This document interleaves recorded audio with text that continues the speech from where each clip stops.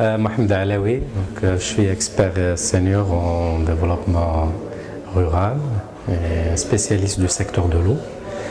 J'ai eu le plaisir aujourd'hui de présenter les premières conclusions de notre réflexion sur le développement rural en Afrique. C'est une thématique passionnante à plus d'un égard, puisque le développement ou le sous-développement du monde rural en Afrique constitue un frein et une entrave sérieuse au développement économique de l'Afrique. Et je félicite l'IRES pour avoir choisi cette thématique qui est fort intéressante et qui est d'actualité. Donc il y avait eu un débat très riche après la présentation des principaux éléments qui donnent une idée sur le constat de la situation, de l'état actuel du monde rural en Afrique subsaharienne. Donc c'est toute l'Afrique au sud du Sahara. Et on a constaté qu'à travers les chiffres que la pauvreté constitue un défi énorme. Donc il y a une nécessité d'abord d'une mise à niveau des conditions de vie de la population rurale avant d'aspirer à un développement rural durable et à aller vers une transformation rurale qui enclencherait ou faciliterait la transformation structurelle de l'économie du pays. L'étude ou la réflexion a fait plusieurs propositions, des axes stratégiques qui sont regroupés au nombre de 3.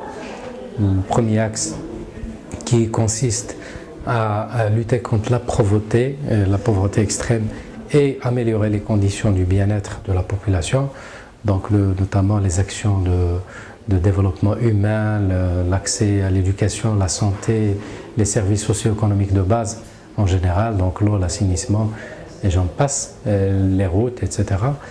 Et le deuxième axe consiste à améliorer le niveau de vie, à améliorer les sources de revenus des populations. Le rôle de l'agriculture a été nuancé dans le cadre de cette réflexion.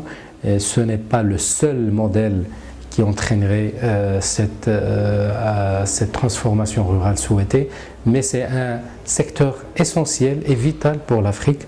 Donc chaque pays est un cas particulier pour lequel il faut peut-être faire un downscaling et faire un zoom pour voir quel rôle pourrait jouer l'agriculture dans le développement rural.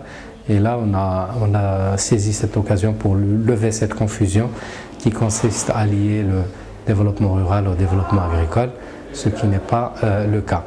Nous avons focalisé l'analyse sur les principales contraintes du secteur agricole et qui doit jouer un rôle primordial pour d'abord la lutte contre la pauvreté, pour produire beaucoup de nourriture pour la population et ensuite entraîner peut-être les autres secteurs, encore une fois là où l'agriculture peut jouer ce rôle primordial.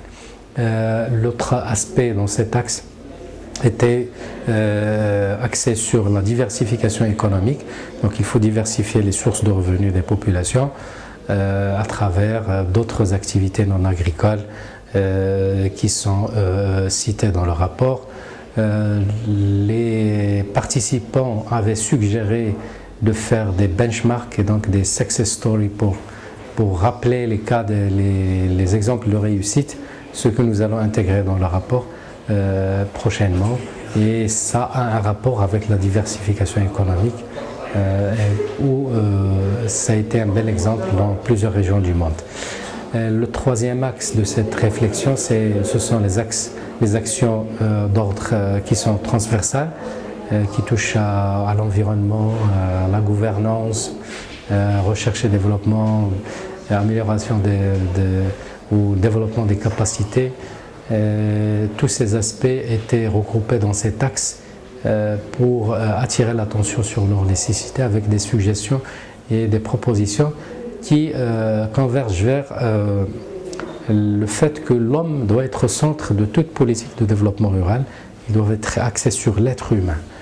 Le dernier axe proposé par l'étude, c'est l'apport du Maroc à travers son expérience et ses atouts pour accompagner l'Afrique subsaharienne à développer le monde rural. Le Maroc peut apporter beaucoup de choses et peut également apprendre beaucoup de choses de ces amis africains dans le cadre d'un co-développement qui est prôné par Sa Majesté.